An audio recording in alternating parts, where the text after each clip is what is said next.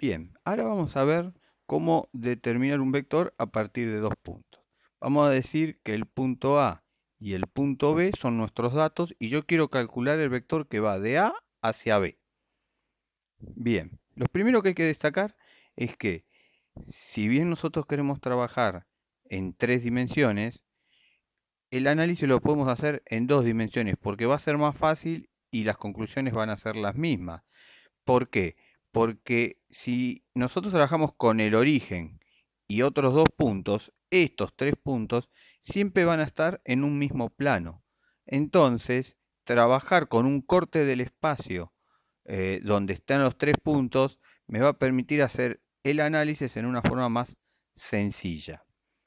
Eso primero. Después, recordar que un punto tiene coordenadas y las coordenadas de un punto van a coincidir con las componentes de un vector que va del origen hacia ese punto. Es decir, si yo tengo mi par de ejes, vamos a poner acá el eje Y y acá el eje X, de trabajar en dos dimensiones, y yo tengo, eh, vamos a cambiar el color, yo tengo acá un punto, este punto va a tener una coordenada en el eje X y una coordenada en el eje Y. ¿Estamos de acuerdo?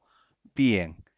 Ahora, ¿cómo va a ser el vector que va desde el origen hacia el punto? Bueno, va a tener esta componente X y esta componente Y. Es decir, si esto era el valor de X, esto va a ser Vx. Y si esto era el valor de Y, esto va a ser VI. ¿Está? Entonces, yo voy a tener que va a ser lo mismo trabajar con las componentes que las coordenadas del vector. Bien, dicho esto, vamos a analizar la situación que tenemos acá. Si tenemos las componentes del punto A y del punto B, perdón, si tenemos las coordenadas del punto A y del punto B, vamos a tener las componentes del vector que va del origen al punto A y del origen al punto B. Yo lo que quiero conseguir son las componentes del vector que va de A a B, o sea, el vector AB. ¿Qué es lo que voy a hacer? Bueno, suma de vectores. Si al vector que va del origen a A, es decir, el vector 0A, le sumo el vector que va de A a B, es decir, el vector AB, lo que voy a obtener es el vector que va del origen a B, o sea, el vector 0B, ¿tá? Al igual que, digamos, si yo tengo en la recta numérica, yo hago 3 más 2, ¿qué hago? A 3 unidades le sumo 2 unidades más. 3 más 2 es al 3, le sumo 2 unidades más de punta a punta que tengo, 5. La suma es de punta a punta. Bueno, si yo arranco del origen hasta el punto A y del punto A sigo al punto B, el resultado de esa suma es lo que va de punta a punta, o sea, del origen al punto B. Como lo que yo quiero conocer es el vector AB, lo que me queda es despejar ese vector. El vector AB va a ser igual a el vector 0B, que es este que está acá, menos este 0A va a pasar restando, menos el vector 0A. Bueno, después reemplazo cada uno de esos dos vectores, el 0b y el vector 0a, por sus componentes, que van a coincidir con las coordenadas de los puntos, y hago las cuentas y obtengo el vector AB. Acá hacen un ejemplo que es calcular el vector que va del punto R al punto S, el gráfico de ese ejemplo. Y luego tenemos distancia entre dos puntos. La distancia entre dos puntos creo que es bastante fácil de deducir y de razonar. Si yo tengo dos puntos, acabamos de ver cómo calcular el vector que va entre esos dos puntos. Bueno, la distancia que va a ser el módulo norma de ese vector. Entonces, si yo tengo dos puntos, calculo el vector entre los dos puntos y después le calculo la norma. Esa norma va a dar el módulo. Cabe destacar que es lo mismo trabajar con el vector RS que con el vector SR. ¿Está? ¿Por qué?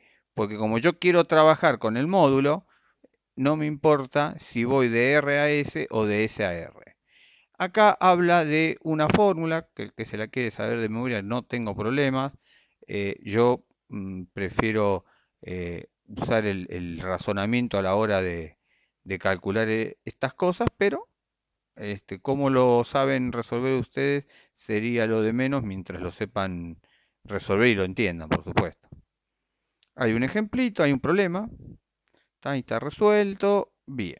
Expresión canónica de un vector. Esto también ya lo han visto en el ingreso. ¿Se acuerdan que en dos dimensiones yo al vector, que hasta ahora lo venimos reemplazando como par ordenado XY, lo podía también representar como el vector es igual a la componente X, el valor de la componente X por el versor Y, más la componente Y por el versor J. ¿Qué eran los versores? Eran vectores de módulo 1 que en este caso el versor Y iba en la dirección del eje X y el versor J iba en la dirección del eje Y. Bueno, si trabajamos en tres dimensiones aparece un tercer eje, el eje de cotas, el eje Z, y entonces va a aparecer un tercer versor. ¿Quién va a ser el tercer versor? El versor K. El versor Y, fíjense que es el componente X igual a 1, componente Y, Z igual a 0. Esto tiene módulo 1, ¿tá? Raíz cuadrada de 1 al cuadrado más 0 al cuadrado más 0 al cuadrado es 1, el módulo de eso es 1, y además como tiene 1, 0, 0, es un vector que va en la dirección del eje X. El versor J va en la dirección del eje Y y el versor K en la dirección del eje Z. Bien, acá está explicado sobre un vector genérico B. Fíjese que tenemos el vector B que va del origen al punto B. El punto B tiene una coordenada X, una coordenada Y y una coordenada Z.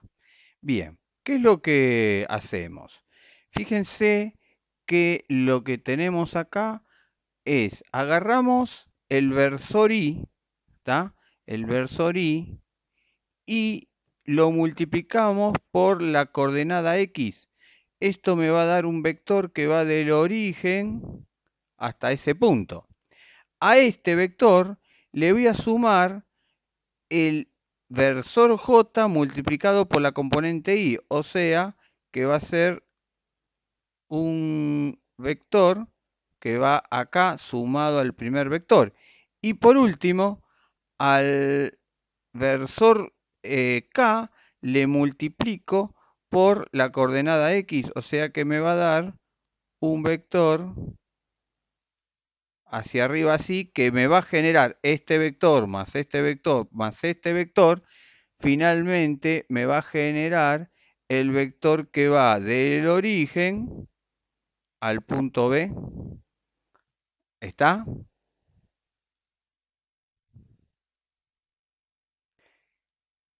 Ángulos directores y cosenos directores de un vector. Eh, Cálculo de ángulo de vectores en dos dimensiones es bastante fácil porque hay un único vector. Acá tenemos el problema que vamos a tener más de más de un vector, más de un ángulo, perdón. Entonces fíjense, el vector P, que está desde el origen al punto P, tiene tres ángulos. Tiene un ángulo con respecto al eje X, este es el eje X, tiene un ángulo con respecto al eje Y, que es el ángulo verde, y tiene un ángulo con respecto al eje Z, que es el ángulo azul. Ahora tenemos alfa, beta y gamma, que son los tres ángulos en juego. Por un tema de que se ve mejor en el gráfico el triángulo azul, yo voy a trabajar con gamma, que es el ángulo azul, pero podemos hacer el mismo análisis con los otros triángulos. Fíjense que en este triángulo azul que tenemos acá, esto que está acá es un ángulo de 90 grados, porque esta recta que está acá es paralela al piso, es paralela al plano XY. Entonces, si esto es paralelo al plano XY, este ángulo que está acá es 90 grados. Bien, si esto es 90 grados, acá tengo un triángulo rectángulo donde, ¿quién es mi dato? El vector P. Si yo tengo el vector P, tengo su módulo, es decir, que tengo la hipotenusa del triángulo rectángulo. Y además tengo la coordenada, la coordenada Z, es decir, que tengo el cateto adyacente, tengo la altura. Entonces, si tengo la coordenada Z, que es el cateto adyacente, y tengo el módulo del vector, que es la hipotenusa, ¿qué función trigonométrica une eso? El coseno. Bien. Entonces, el coseno de gamma va a ser la componente z dividido la norma o módulo del vector. Fíjense qué es lo que hace acá para los tres ángulos. Coseno de alfa va a ser la componente x dividido la norma del vector. Coseno de beta es la componente y dividido la norma del vector. Y coseno de gamma es la componente z dividida la norma del vector. Luego, aplicando la función inversa del coseno, pueden obtener los ángulos alfa, beta y gamma. Aparece una propiedad, coseno cuadrado de alfa más coseno cuadrado de beta más coseno cuadrado de gamma vale 1. Tienen la demostración por si les interesa. En álgebra no se suelen tomar demostraciones, así que es solamente para que vean de dónde sale. Eh, Acá tienen un ejemplito.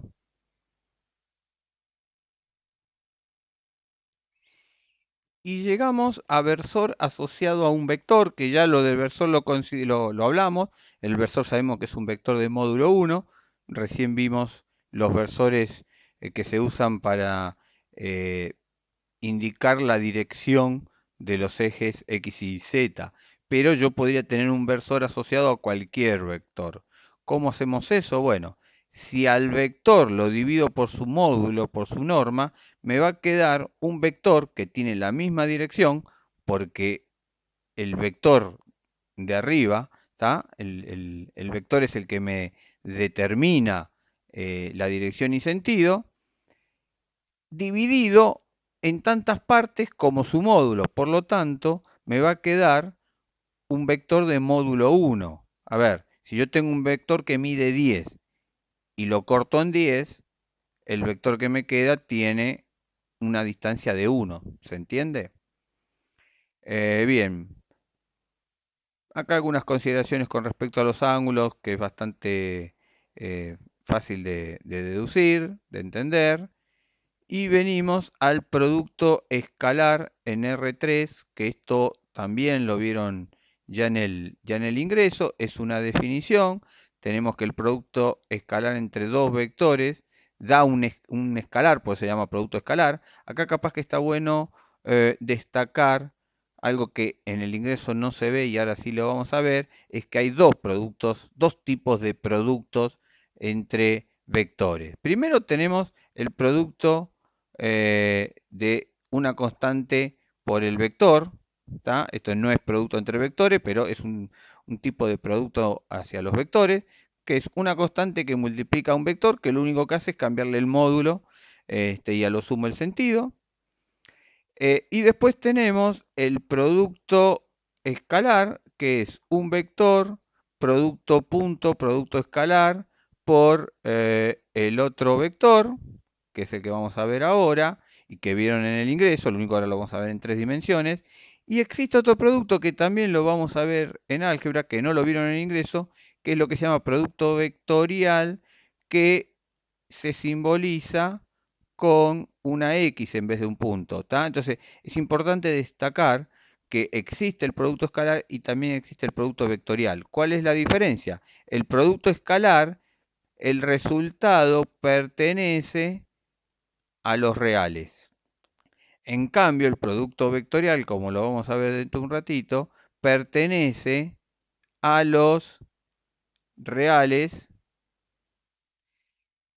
cubo. Es decir, que el producto vectorial me da un vector en R3. Por eso no se ve en el ingreso. Porque en el ingreso vemos dos dimensiones, vemos hasta R2, vectores en dos dimensiones.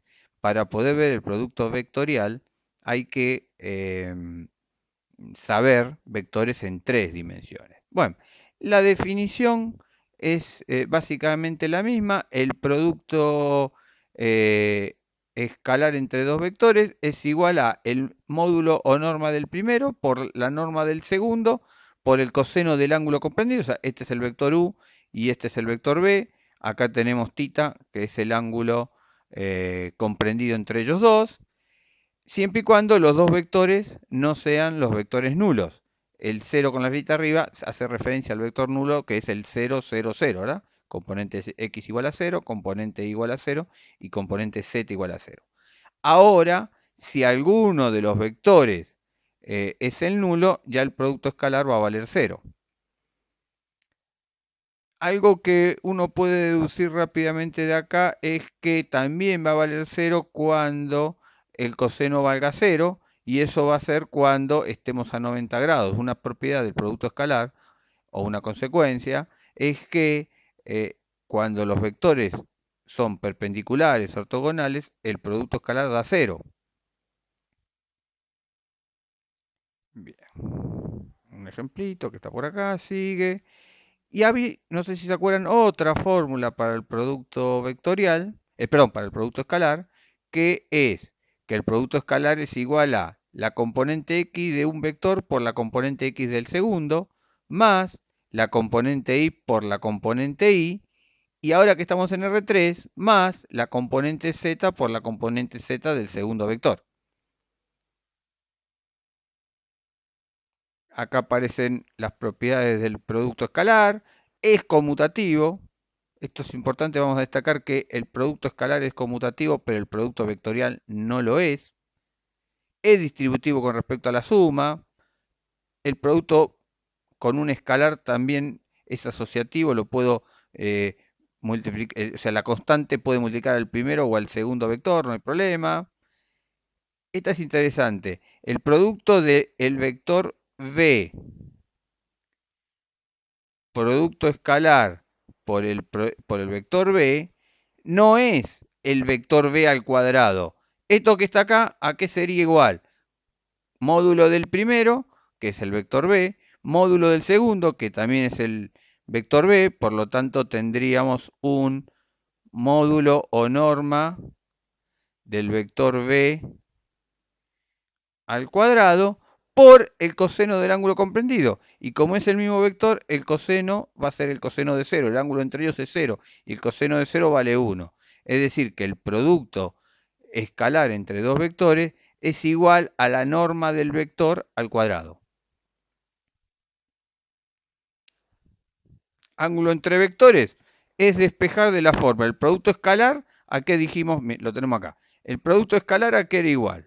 El producto escalar, ¿a qué era igual?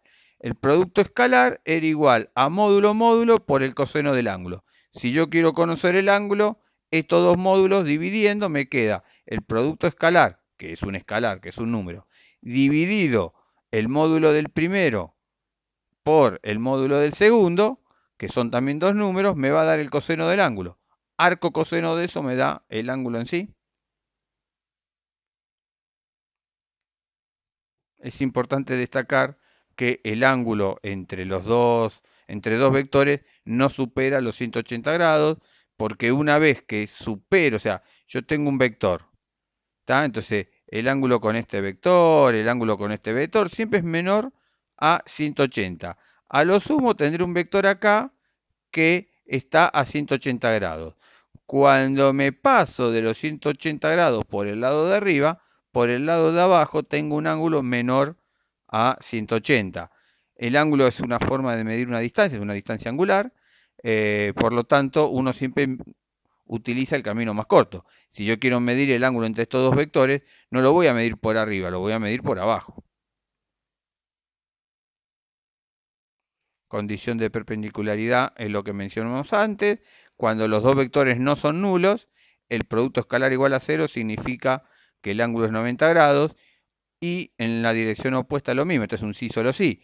Si el ángulo es 90 grados, el producto escalar va a darme 0. Acá está resumida la propiedad.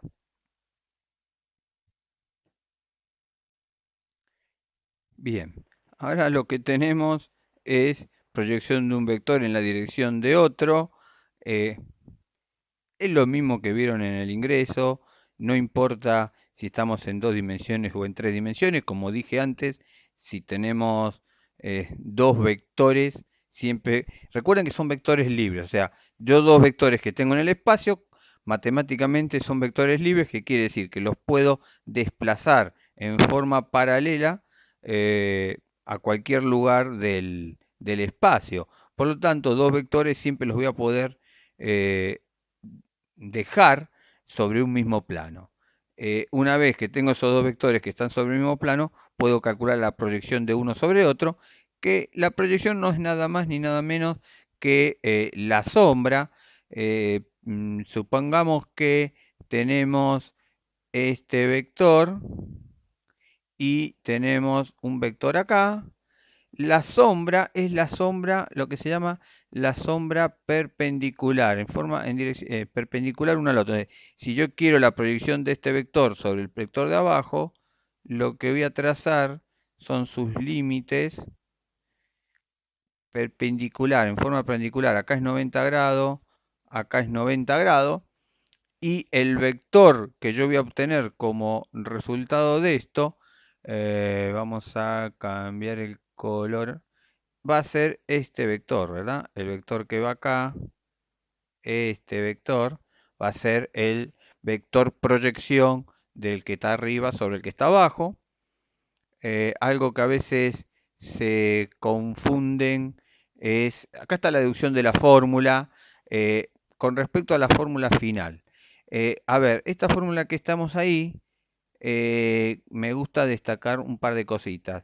Primero, ahí aparece proyección, ¿tá? Proyección de el vector u sobre el vector b. Y esta rayita que está acá, a mí me gusta destacar lo que es una rayita que va de punta a punta, o sea, es un vector, la proyección de un vector sobre otro vector. Eso como primer punto para destacar. Lo siguiente es, esta fórmula que está acá, a mí me gusta escribirla de otra forma, que vamos a escribirla de la misma forma, pero vamos a anotar que es más conceptual, por lo menos para mi gusto, es, tenemos el vector u por producto escalar, el vector b, dividido, y acá dice norma de b al cuadrado, norma del de abajo.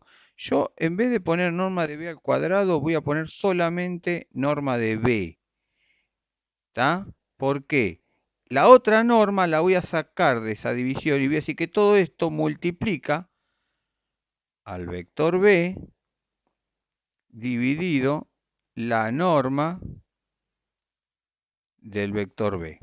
¿Está? O sea, si se fijan es lo mismo, porque acá hay un producto, esta norma por esta norma es esta norma al cuadrado. ¿Estamos de acuerdo? Es lo mismo. ¿Por qué me gusta más esta nomenclatura? Porque si se fijan, vamos a cambiar el color, lo que me quedó acá es el vector b sobre la norma del vector b. ¿Y eso qué es? El versor b. Esto es un versor porque el vector dividido su norma me da un versor. La proyección de un vector, que es el vector u, sobre b, va a tener la dirección de b. ¿Se acuerdan que me quedaba la proyección paralela sobre el vector de abajo?